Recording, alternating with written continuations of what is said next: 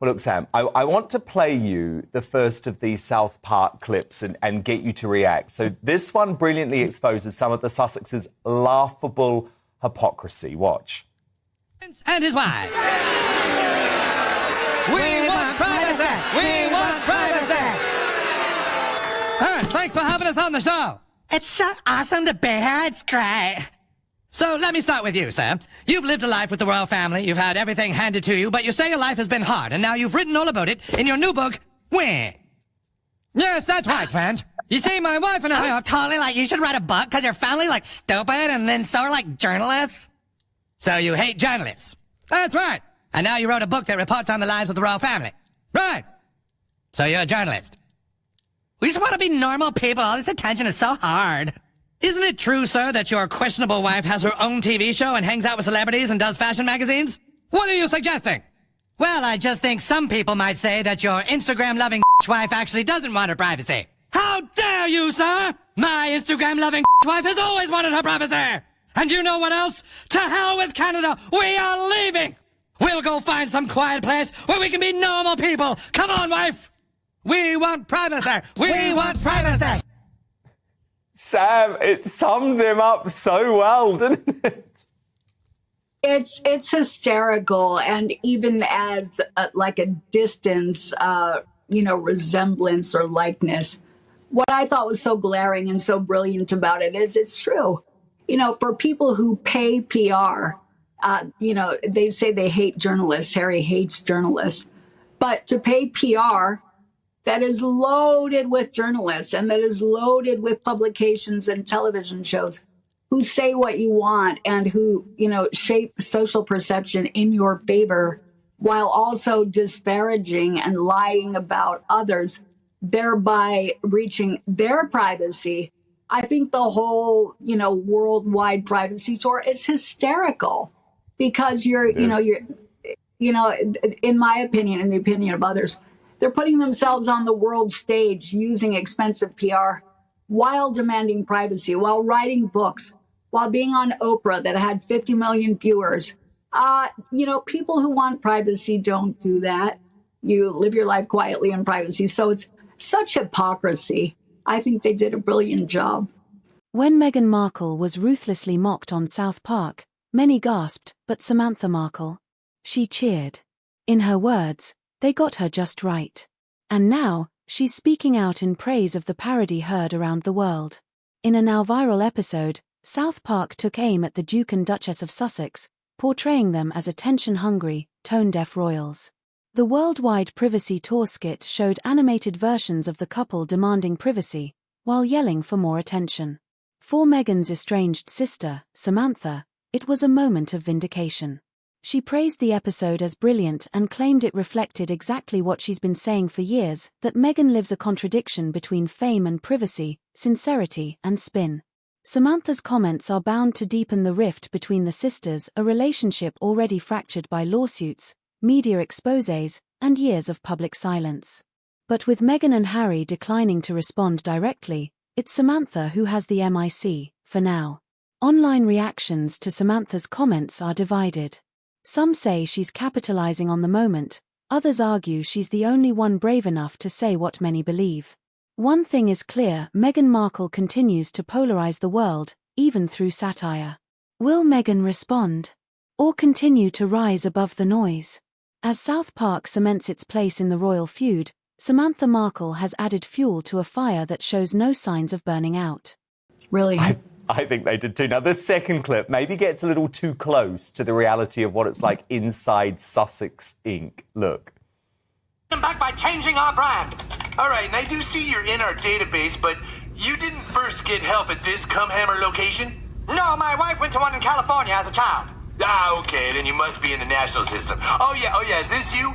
Sorority girl, actress, influencer, victim. Yeah, that's totally me.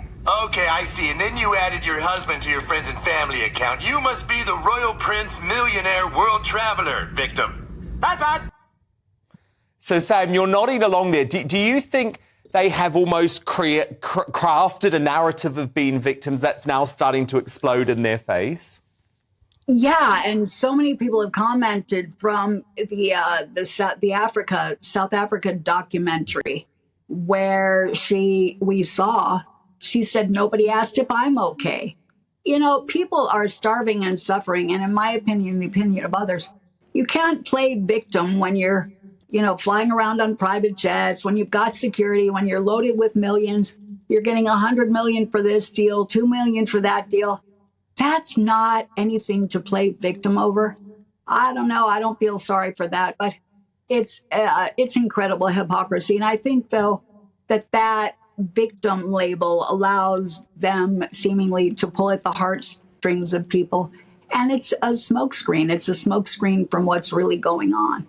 So now watch this third clip, Sam, and tell me if you think there might be any hidden messages.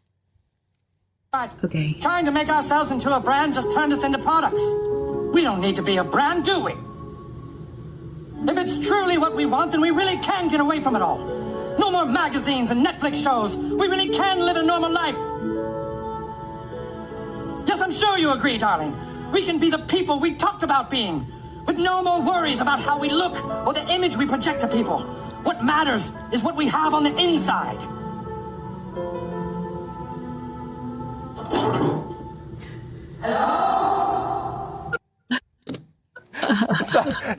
So what are they implying there, Sam? And do you agree? I think a lot of people feel that it's been demonstrated that there's a lacking of empathy, remorse, shame, and that they're kind of empty. That what I think the writers were saying is that there's a shallowness there, a hypocrisy and emptiness. And if they were so sincere about those things, they wouldn't have been parading around the world without considering others, without, the words that come out of their mouth, in other words, are seemingly meaningless because they don't live up to that. They, in fact, demonstrate the opposite. No, indeed. So, indeed.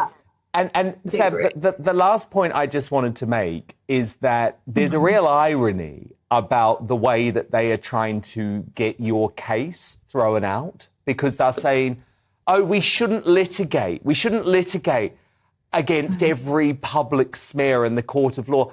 Sam, that's what they have been doing against the British press for years. So aren't you now just giving Harry and Meghan a taste of their own medicine? Well, as we see, they've largely shaped social perception by paying PR, which includes a whole host of journalists.